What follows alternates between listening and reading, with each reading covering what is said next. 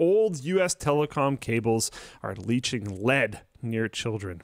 A recent investigation by the Wall Street Journal has uncovered significant lead leaching from over 2,000 lead-insulated legacy telecom cables. The journal took soil and water samples from nearly 130 cable sites, which were then tested by several independent laboratories. These tests found significant leaching in 48 locations, including sites near popular community fishing spots, neighborhoods, playgrounds, and schools. The cables were part of the old Bell system and were mostly laid from the 1880s up to the 1960s.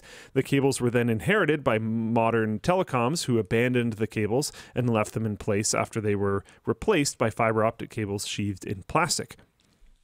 According to the investigation, the companies knew the risk posed by these abandoned cables, but failed to properly monitor the cables for degradation. Successor telecoms, including AT&T and Verizon, have stated a willingness to address concerns, but have likewise denied that the cables are a public health hazard. Obviously.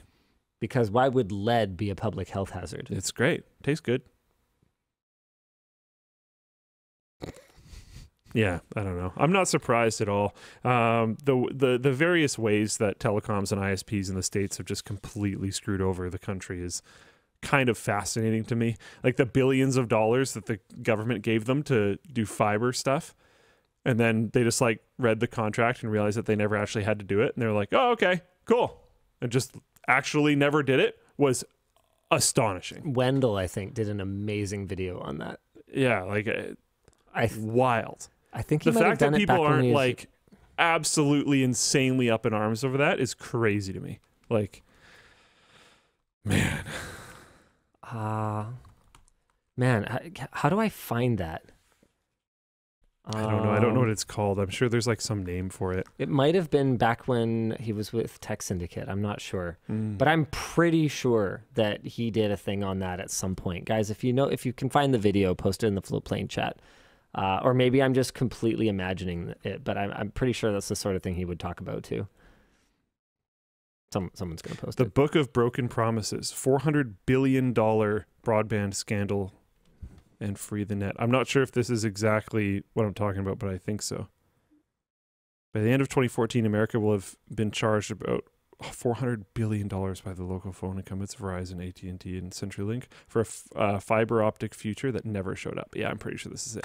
$400 billion. And they were just like, nah, crazy. Oh my goodness. Actually nuts. The fact that this isn't talked about all the time is wild to me. It comes to about $4,000 to $5,000 per household from 1992 to 2014. Which would have actually been enough to run fiber to every household. Yeah. Like America actually had a plan to invest in high-speed fiber optic networking. Like, no, to our every internet address in the infrastructure country is going to be the best in the world, bar and then none. it just wasn't. And they spent the money to do it. And then it just never happened. Like, whoa. It's just, wow. And you think, like, right, this is $400 billion. That's back in 2014. Interest, baby. It's way more than that. It's so much money. Oh, man. Whew. Let's see.